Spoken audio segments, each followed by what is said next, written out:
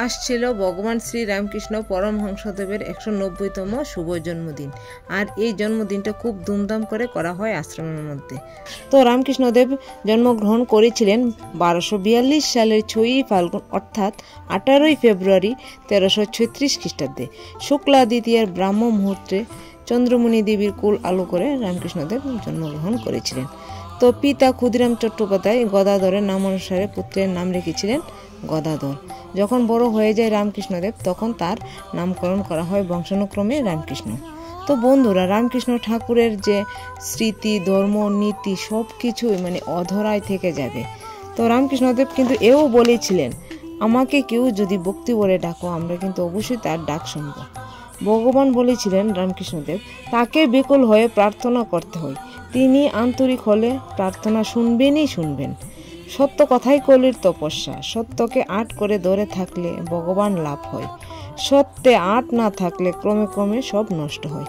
তো বন্ধুরা, রামকৃষ্ণদেব কিন্তু সবার জন্য এই অমৃত বাণীটি দিয়ে গিয়েছিলেন, সেটা আজও সবার মধ্যে বিরাজ করছে। তো তোমরা কিন্তু বন্ধুরা অবশ্যই ঠাকুরের নাম অনুসারে চলো, ভগবান সবার মধ্যে আছে, সবার মধ্যে বিরাজ করছে।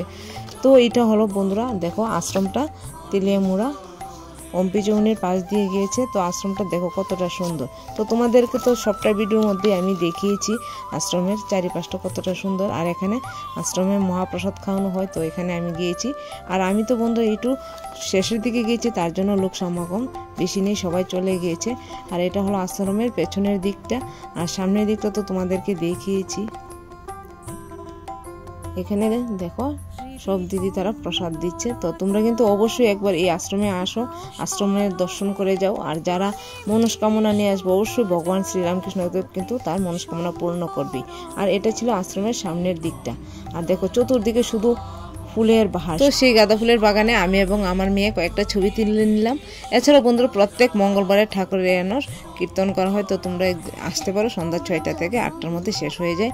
আর বন্ধুরা, তোমরা যে আশ্রমে যদি ফুল নিতে চাও তো অবশ্যই ফুলও নিতে পারবে। দেখো চতুর্দিকটা কতটা সুন্দর ভরে আছে। তো আমার এই ভিডিওটা যদি ভালো লাগে তাহলে তোমরা লাইক, কমেন্ট এবং শেয়ার করে দাও।